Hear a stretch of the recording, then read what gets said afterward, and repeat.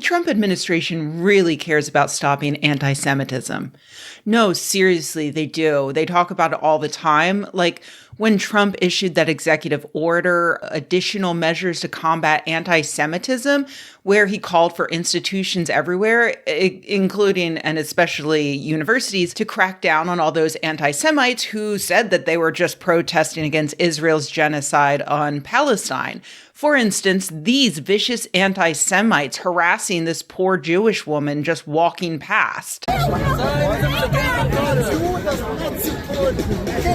from Israel. Our people come from Israel. You have come your people. Zionism is a political movement which is causing bloodshed. What are you talking about? That's where our family is from. I'm from Israel. How can you hold that flag? This is because the actions of the Zionist people, they are responsible for bloodshed. What are you talking about? That's where our ancestors.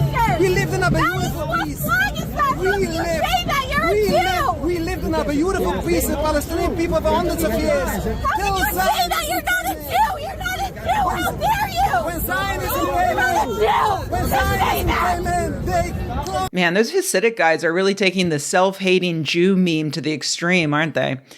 Obviously, I'm joking. Anti-Semitism is real and dangerous and is likely on the rise right now. But as many Jewish people have made very clear over the past several years, it is possible to criticize the actions of Israel without being anti-Semitic, just as it's possible to criticize Iran without being Islamophobic, or to criticize the Holy Roman Empire without being anti-Catholic. As Yair Rosenberg wrote for The Atlantic in April, the Trump administration is merely using anti-Semitism as a pretext to enact their tyrannical anti-immigration and anti-free speech policies, a convenient crowbar to pry open the door for more ambitious aims. Sure enough, in March, the Trump administration canceled $400 million in federal grants to Columbia University over its failure to protect Jewish students from anti-Semitic harassment, which they announced by saying shalom on Shitter. And the replies to that I find really interesting. It's no huge surprise because Shitter is a Nazi hellhole now, but the replies here are full of anti-Semitic Trump supporters crying that Trump must have been financially funded disproportionately by Jews and vowing that one day the U.S. will have a leader who cares about whites as much as you care about Jews. They wrote these comments because they were clued in enough to pick up on the dog whistles that Trump and his associates broadcast throughout the election. The wink, wink, nod, nod that reassured white Americans that they were the most special boys who would soon be free of the threat of minorities replacing them. But they're too stupid to realize that Trump can't just drop the mask now that he's been elected. He still requires the good minorities to support him, which includes Hispanics for Trump, Hispanic people who are in ICE, who will keep turning a blind eye to all these deportations so long as they believe that it's just the bad ones who are being deported.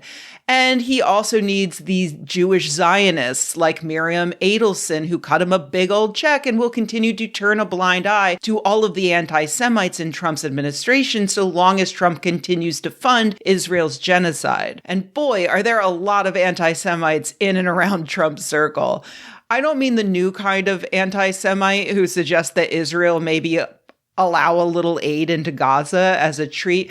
I mean the old school kind, the kind who proudly performs a Roman salute or two on a national stage like Elon Musk and Steve Bannon. But sure, you already knew about those. There are actually many more. As NPR reported in May, Paul Ingrazia is the White House liaison to the Department of Homeland Security, and he's a huge fan of the anti-Semitic misogynist rapist Andrew Tate. He also attended a speech given by neo-Nazi Nick Fuentes last year, and he petitioned Elon Musk to restore the Shitter accounts of Nick Fuentes and Kanye West, who just released an album praising Hitler and also admitting he sucked his cousin's dick, which isn't relevant except for that it's kind of funny to imagine all these stupid white supremacist bigots rushing to buy Kanye's new album and then sitting through 2.5 minutes of incest porn starring two black men. That's pretty funny. Ingracia also supported Capitol Hill insurrectionist Timothy Hale Cuccinelli, who once recorded a lengthy anti-Semitic video rant in which he compared Orthodox Jews to a plague of locusts. Then there's Rachel Colley, communications director for the White House Office of Management and Budget, proving that even women can have it all, by which I mean a high-ranking government job and a deep hatred of an oppressed minority. She also defended Hale Cuccinelli, sitting through his trial amongst his supporters and calling it a miscarriage of justice. While she was on the board of and handled media requests for the Patriot Freedom Project, a group that formed specifically to defend the January 6th insurrectionists, they gave an interview to an explicitly white nationalist website whose editor-in-chief wrote a book called The White Nationalist Manifesto. Reached by phone this week, Colley told an NPR reporter 3 times, "You can send me an email," before hanging up. She did not respond to subsequent emails. Okay, to be fair, she said that NPR can email her, but not that she would reply. So,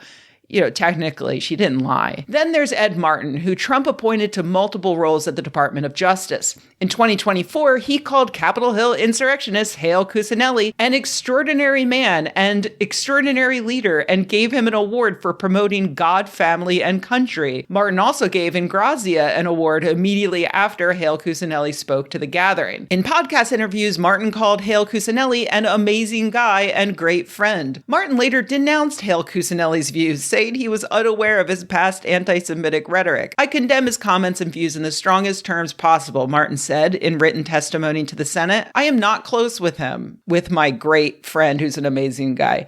Martin's history of interactions with Hale Cuccinelli, including at several events and in podcast interviews, have raised questions about the truthfulness of that testimony. All of that is rookie bigotry, though, compared to the anti-Semitic lunatic who was just named director of the Maha Institute, not an official government organization, but the organization founded by Robert F. Kennedy Jr., which funded his presidential run and which now exists to push his anti-vaccine, anti-science policies now that RFK heads the Department of Health and Human Services.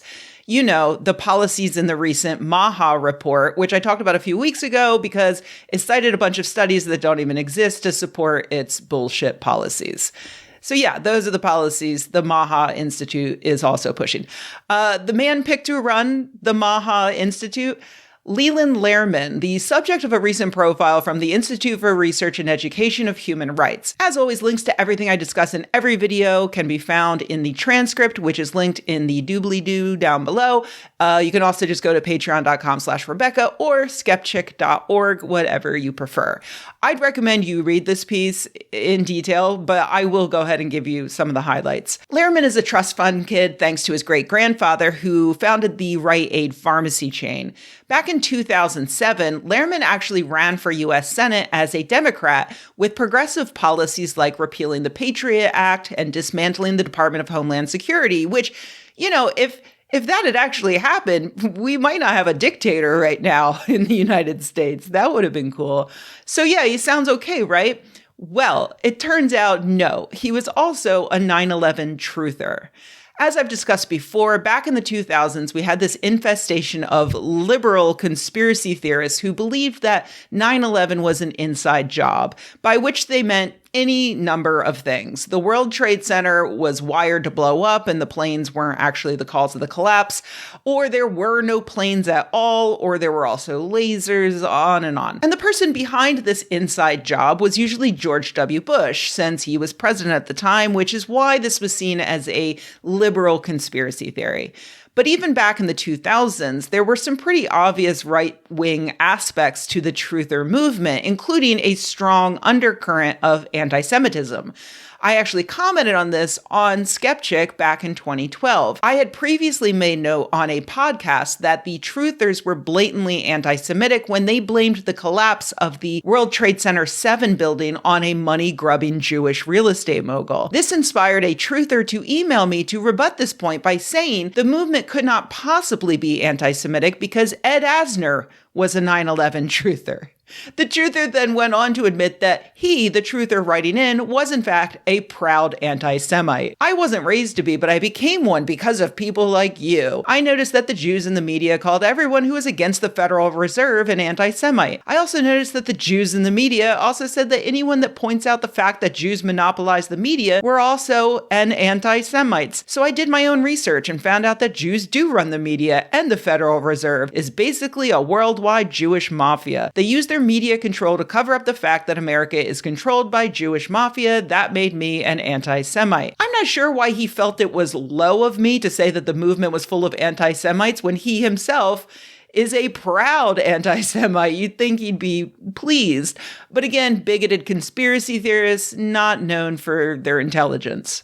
So yes, the liberal 9/11 truther conspiracy movement was extremely anti-Semitic, with many claiming that the attacks were actually ordered by Jews, either through wealthy families like the Rothschilds or through the state of Israel, which they saw as being the military arm, the state arm of Jews worldwide, an image that Israel itself has promoted. Many people, particularly progressive Jewish people, have been pointing out for years that Israel's continued insistence that they are inextricably linked with Jews worldwide plays right into the hands of anti-Semites, because any action Israel takes is then used by anti-Semites to vilify Jews worldwide. Lehrman is a perfect example of just such an anti-Semite. In 2005, he wrote a lengthy screed for a prominent truther website about his conjecture that Israeli agents assisted in enacting 9/11, arguing that both Israel and the fundamentalist Christians running the United States wanted a reason to invade and destroy Middle Eastern states. As I discussed in the past, it's absolutely true that evangelical fundamentalist Christians support Israel in part because they believe that a holy war there is necessary to bring about the second coming of Jesus, at which point all the Jews will die and go to hell. It's fascinating to see Lehrman using that to support his anti-Semitic conspiracy theory that Israel did 9/11, even though many Jews died that day, explaining that it makes sense because Zionist Jews would sacrifice other Jews beneath them on the pyramid to enact their plans to get the U.S. to invade Arab states. And at the top of the pyramid, he says, was Lucifer himself. Did you follow all that? Because get ready, because there's more. A month later, Lehrman was promoting the Protocols of the Elders of Zion, a tract that has been debunked for over a century, but which anti-Semites claim is a true recounting of a secret meeting of Jews plotting to take over the world. It's been used to justify the genocide of Jews since its publishing, including being used by Hitler and the Nazis. Lehrman, in essays published on Nazi podcaster Jeff Rentz's website, falsely claimed that the Protocols are the genuine template for world domination by a criminal elite, the Jews, and that their authenticity is the only reason they're anathema. Just to be clear, they're anathema because since 1921, scholars have known that they are a plagiarized garbage work of fiction created by Russian anti-Semites. In a radio interview with Jeff Rentz, who, again, is a white supremacist Nazi, Lehrman expanded on his thoughts on Lucifer being at the top of the pyramid of Jews. Like you mentioned with the Lenny Brenner quote, the reality is that high-level Jewish Illuminists or Lucifer worshippers have most certainly collaborated with the Lucifer worshippers in all of the other sects like Nazism, like high-level Freemasonry. They have most certainly collaborated in the development of this New World Order plan. Right. And the reason why the Protocols of Zion is important is because it is a terrifically well-elucidated encapsulation of all of the methods and techniques that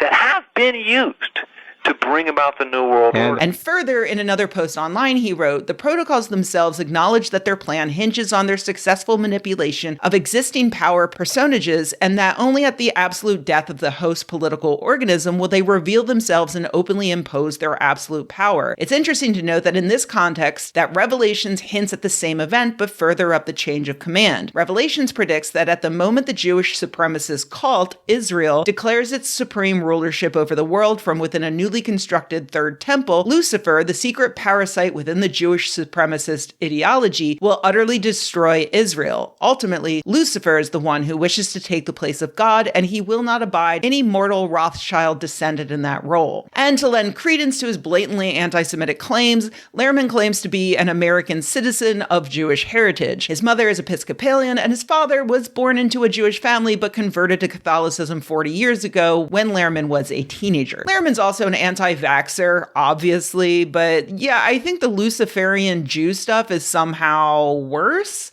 And that's the guy who's running the group pushing the policies of RFK Jr., our Secretary of Health and Human Services, who has a dead worm in his brain. Because this is the worst timeline. Fuck that guy. Anyway, I'm sure that at some point the Trump administration will notice all these anti-Semites hanging out in and around the White House, and they will do something about it. Promote them, probably.